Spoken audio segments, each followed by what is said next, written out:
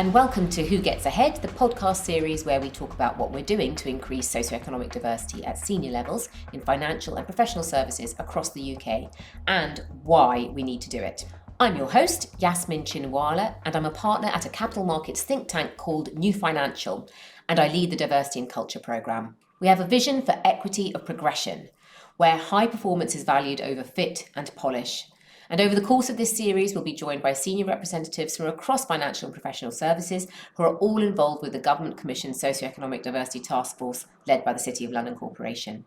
And for more information on the task force, please visit cityoflondon.gov.uk/Who Gets Ahead, where you can sign up to our newsletter. Today on Who Gets Ahead, we're joined by Sheldon Mills, Executive Director of Consumer and Competition at the Financial Conduct Authority, and also Chair of the Board of Trustees of Stonewall. A very warm welcome to you, Sheldon. Hello, Yasmine. Great to be speaking with you today. Sheldon grew up in Cardiff and went to university in London, where he studied law. He then worked as a solicitor at various city law firms before moving to the Office of Fair Trading, then on to the Competition and Markets Authority, and he joined the FCA in 2018. Sheldon, can you tell us a little bit about your family setup and what led you to head to London and a career in law? I think my earliest memory of wanting to become a lawyer comes from my father, who I think he was visiting from Jamaica. So I wasn't brought up by my father, but he used to visit from time to time. And he asked me what I wanted to be when I was older. I was about 7 or 8 at the time. And I said, I want to be a lawyer. And he said, well, why do you want to be a lawyer? I said, well, because I want to help out my family when they get into trouble. I think once I got to understand what law was about, I decided I didn't want to be a criminal lawyer and didn't want to necessarily help out my family in that way. But I definitely wanted to be a lawyer and was very determined to be so. I think one of the things that was difficult for me, I grew up in South Wales, in Cardiff, in a place where I go back to quite often, called Ely, which I think is a fantastic community. I was just there very recently visiting my mum. Most of my family still live there. But the aspirations for people from Ely were, and still are, I sort of spoke to the headmaster of my old school just in the past couple of weeks, and the aspirations for people in Ely are still lower than they should be and lower than other areas within Cardiff and South Wales. And that really does impact people and what they think they can do and who they think they can be as they go through school and think about what they want to become. What happened to me was that I think when I was around 14 at high school, a wonderful lady called Avril Jones, who came in and came to work with pupils who were selected within the school on charitable activity. So we had a Save the Tree Society, we had a charity which was trying to fight crime, and a charity which was helping the elderly, and we had a newsletter. And we formed lots of different groups where we'd form programs of work, and we'd go out and do that work either in the school or in the community. And what that did for me was it demonstrated that through teamwork, working with people, forming committees and collective organizations, that you could change things. And that moved me away from sort of, what you could do from academic, learning algebra, etc., and into what you could do through using your talent, your knowledge, and working with people to change the world around you. And that really helped me realize, and some of those of us who were lucky to be selected to go on that program, that people from where I was from Ely, could do something simple. Actually, it's very simple. It's not, it's very simple, actually. Can you do anything? And we realized we could do something and that could change things. When I pulled that together with the fact that I wanted to be a lawyer, I started to ask and realized that there were ways to go to university, and that's how you became a lawyer, etc. But a lot of that came from a little bit of support, but mainly from myself and my own ambition. And when I look back at how many of us went to university from my school. I don't know, there were about 90 or 100 of us who did our GCSEs in our final year. There was no A-level at that point in the school, no A-level sort of course in the school. You had to go another 8 miles across the city to do A-levels. But I think there were only about 4 or 5 of us who went on to do A-levels, and about 3 or 4 of them who went to university out of 90 pupils. So I went to university, I went to London, and the rest is history. And was coming to London a significant part of that decision, Sheldon? I applied for university in a range of areas. My grandmother, who brought me up, I was adopted by my grandmother when I was about 5. She brought me up, and she made me apply to Bristol and said she would try and get me a car if I would stay close to home. And she didn't want me to go, and university was dangerous and it wasn't good for me to go away. So I think I applied for Bristol, Liverpool, Manchester and London. I applied to quite a few universities in London. I really wanted to come to London. London, I'm LGBT, so London was, great for being a young gay man, and I felt I'd feel more comfortable in London. And also the number of black people in London as well made me sort of think that I'd be more comfortable. Actually, when I got to university, there were very few black people at that time doing my course at King's College London, because it was a really good law course, one of the top ones in the country. And there were quite a lot of white people and people from reasonably wealthy backgrounds. So it wasn't actually as great inside the university as it was outside the university, but I'm glad I chose London. Thank you for sharing some of your personal history there, Sheldon. I'd like to turn now to the FCA itself. Social mobility is one of the 3 named strategic priorities for diversity at the FCA, in addition to gender and ethnic minorities. Can you tell us about how and why socioeconomic diversity has moved up the FCA's diversity agenda in recent years?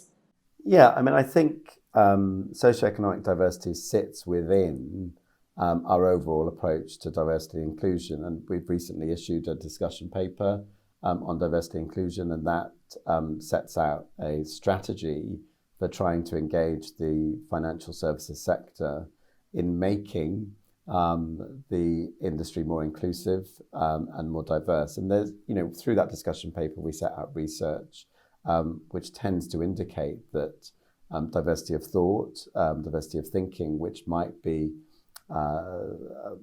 helped by diversity of representation, can really lead to help with some of our objectives around market integrity, consumer protection, and greater competition in the markets we regulate.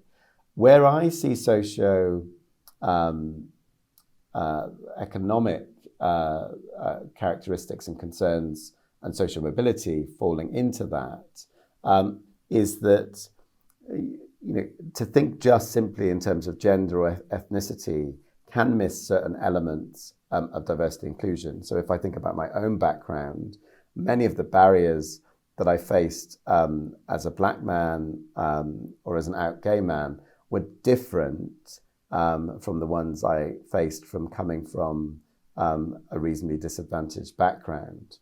And they were the same as a white man or woman, etc., at that level. And I think it's important because, a lot of the research that we've done shows that, a significant number of the senior roles in financial services are held by people from higher socioeconomic backgrounds, yet not everybody in the country is from a higher socioeconomic background. So in terms of plain representation, something isn't quite working.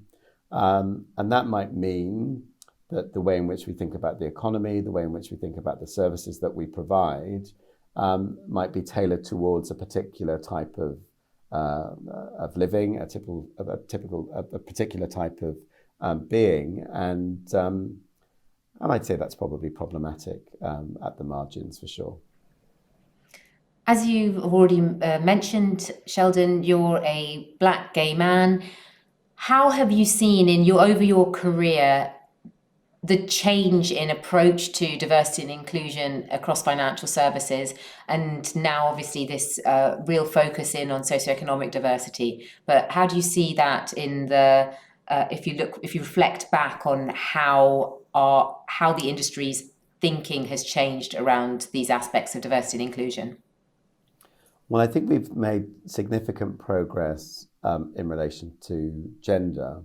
I think there has been progress in terms of trying to work through the talent pipeline for women. I think there has been progress in terms of trying to get more women into senior roles and onto boards.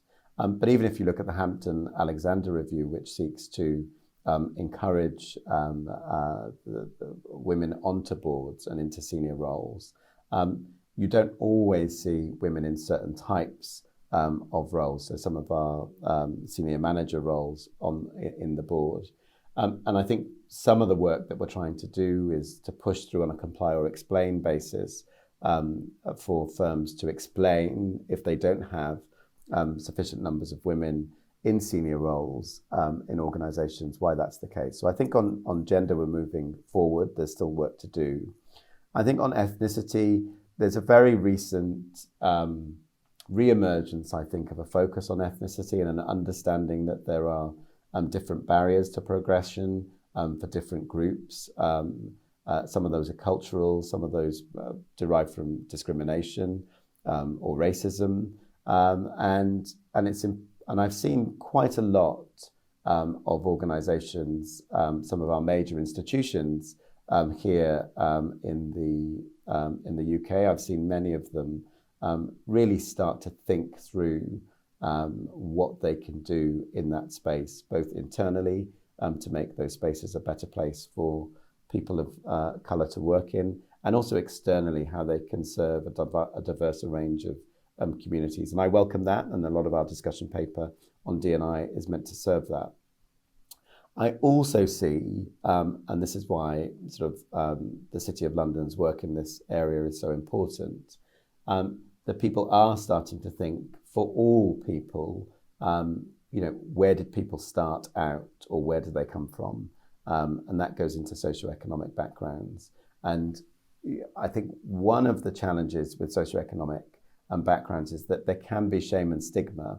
So a lot of people don't like to talk about their beginnings or where they came from, etc., and where they've got to, because the challenge of getting to where they've got to has been so great that sometimes they don't really want to look back. Others are very proud of that and wish to talk about that. But I think there is that in the system. And I think when you focus on the reality of those inequalities and those differences between different groups in the population and allow for a conversation, and you allow for a CEO who may have come from one of the most disadvantaged parts of the population to say, I came from there, these have been the challenges for me to get to this position, but I'm proud that whatever happened when I was in that community, it gave me the skills, talent, and I've built the expertise, and this is where I've got to now. That's part of my journey, and I'm proud of that. I think that can help, that role modeling, but we need to find the space that people can just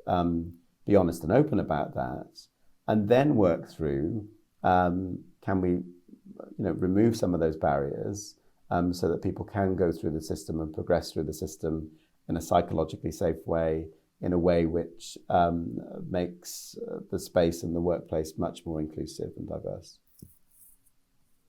Sheldon, it's been so interesting to hear from you today. And I have one final question for you. What would you tell your 10-year-old self, and perhaps what would your 10-year-old self think of you today? I would tell my 10-year-old self, you can do it, and it will be fun. That's a very nice thought, to think that that your 10-year-old self might have been anxious about whether or not you were actually going to enjoy the life ahead of you. And what do you think your 10-year-old self would think of you today? I think they'd probably say, you did it. Well done. And they probably laugh at me, because I always laugh at myself. So we'd have a silent chuckle at the fact that we continually sort of strove to get somewhere. Thank you so much, Sheldon, for speaking so openly today. Yasmine, thank you. It's been an absolute pleasure to talk on this topic, which is very close to my heart. Thank you. Thank you for listening to this episode of Who Gets Ahead. Join us next time, where Task Force members Michael Barrington-Hibbert and Rupal Kantaria will discuss intersectionality and the benefits of mentoring and women senior sponsors. For more information on the Socioeconomic Diversity Task Force, please type the City of London Who Gets Ahead into your search bar to find our webpage and sign up to our newsletter to stay up to date. On social media, please visit City of London Corporation on LinkedIn. On Twitter, it's City of London, and on YouTube, The Global City. Who Gets Ahead is produced by trading and education firm OSTC. Thank you for your kind support of this series, and find out more at OSTC on Twitter and OSTC Limited on LinkedIn.